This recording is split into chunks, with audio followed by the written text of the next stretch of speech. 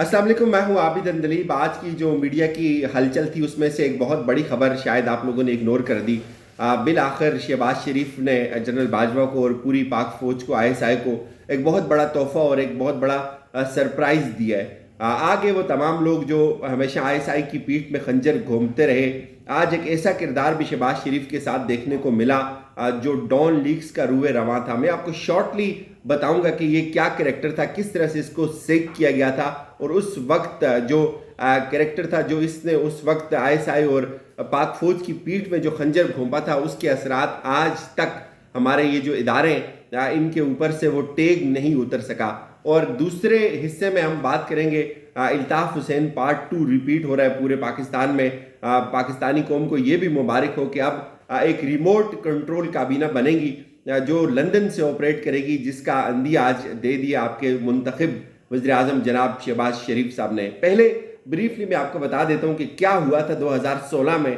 कैसे ये कैरेक्टर जो है जिसका नाम तारिक फातमी है, इसको सेक किया गया और उस वक्त जो पाकिस्तान की फौज के और जो सिविल गवर्नमेंट थी उसके ताल्लुकात मार्शल लॉ तक क्यों आगे थे, क्यों ये यहाँ तक नौबत पहुंची और उसका पीछे बैकड्रॉप क्या था, उससे वाबस्ता हकायक, उस वक्त सूरत हाल क्या थी और कैसे ये डॉन लीग का जो है वो एक इतनी बड़ी साजिश की गई थी इदारों के खिलाफ। 2016 में अचानक से एक खबर आती है अक्टूबर में, डॉन अखबार में सिरिल अलमेडा जो है वो साफ़ी हैं, वो एक मीटिंग के, एक प्राइवेट मीटिंग के जिसमें नवाज शरीफ उस वक्त के वज़ीर आज़म थे और उस वक्त के जो राहील शरीफ जनरल थे पाकिस्तान फौज के, वो उनकी एक प्राइवेट मीटिंग होती है, उसमें डीजीआई भी होते हैं। तो उस प्राइवेट मीटिंग के मिनट्स को पब्लिश कर दिया जाता है एक अखबार के अंदर, डॉन अखबार के अंदर। और उसका इम्प्रेशन क्या आता है उस खबर का? वो इम्प्रेशन ये आता है कि पाकिस्तान की जो आईएसआई है, पाकिस्तान की जो फौज है, वो पाकिस्तान के अंदर जो दहशतगर्द हैं उनको एलिमिनेट करने में सबसे बड़ी रुकावट है।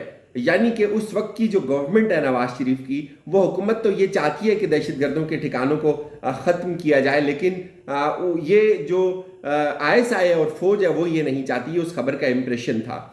इससे पीछे चलते हैं थोड़ा सा।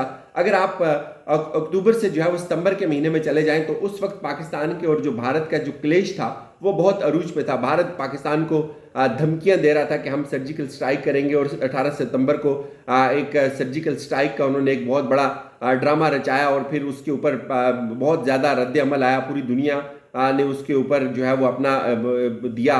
पाकिस्तान के कुछ साफियों को भी वहाँ लेके जाया गया, तो वो एक पूरा माहौल बना हुआ था कि, और उन्होंने ये क्लेम किया था कि हम पाकिस्तान के अंदर जो दहशतगर्दों के ठिकाने उनको ख़त्म करते हैं। और उस वक्त जो आलमी तनाजर में जो फाटिफ था, पाकिस्तान के ऊपर पाबंदियाँ लग रही थी, हर जगह ये शोर मचाया जाता था, दहशतगर्दी थी आपको पता ही है, लेकिन उसका ताल्लुक जोड़ा जाता था पाकिस्तान के साथ। तो उन हालात में ये खबर एक बहुत बड़ा बम शेल थी उन तमाम एफर्ट्स के लिए जो अमन के लिए पिछले कई दहाइयों से, पिछले कई सालों से हमारे इदारों ने की हुई थी। तो इस पे बहुत ज़्यादा रद्द अमल आना शुरू हुआ। जनरल राहील शरीफ ने इस पे बहुत सख्त रद्द अमल दिया और फिर जो उनकी मुलाकात हुई 10 तारीख को, 6 तारीख को ये खबर आती है तो 10 अक्टूबर को मुलाकात होती है जनरल राहील शरीफ की नवाज शरीफ के साथ, और उसके ऊपर इसको कंडेम किया जाता है और फिर ये तय किया जाता है कि अब इसकी एक इंक्वायरी होगी। और फिर बहुत शार्ट करके मैं आपको बता रहा हूँ, इंक्वायरी जब होती है तो पता चलता है कि कुछ किरदार उसमें शामिल हैं और एक किरदार जिसका नाम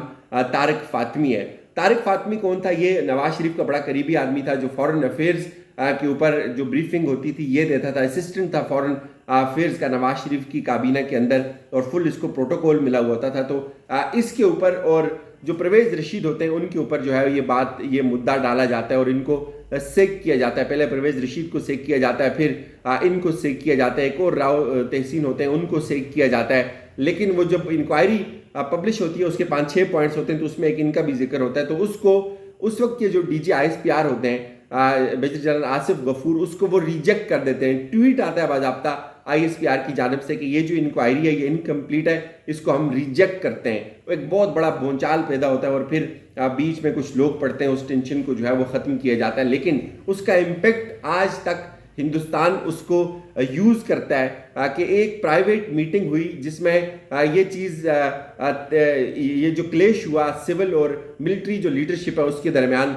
और ये चीज़ इस्टेब्लिश हुई कि जो नवाज शरीफ की गवर्नमेंट है वो पाकिस्तान के अंदर जो दहशतगर्द हैं उनको ख़त्म करना चाहती है, लेकिन उसकी राह में सबसे बड़ी रुकावट जो है वो ISI है। और उस आपको पता है ये एक इल्ज़ाम लगता है हमेशा फ़ौज पे ISI के ऊपर कि हम जो है वो दहशतगर्दों को ट्रेन करते हैं, और उस खबर से उसके ऊपर मोहर तस्दीक सबत हो गई। और उसके बाद बहुत सारे इंटरनेशनल फोरम्स पे हिंदुस्तान उस खबर को यूज़ करता रहा, पाकिस्तान के ख़िलाफ़ वो मटीरियल यूज़ करता रहा, वो अब भी होता है। और वो एक ऐसा दाग था जो आज तक नहीं उतर सका। तो आज क्या हुआ, आज शहबाज शरीफ की जो पहली काबीना थी, जो उनकी पहली जो मीटिंग हुई मीशत के हवाले से उन्होंने लोगों को बुलाया हुआ था, लेकिन हैरान कुन तौर पर वही मशहूर ज़माना जो कैरेक्टर था डॉन लीक्स का रूए रवां तारिक फातमी, वो भी उस मीटिंग का हिस्सा था।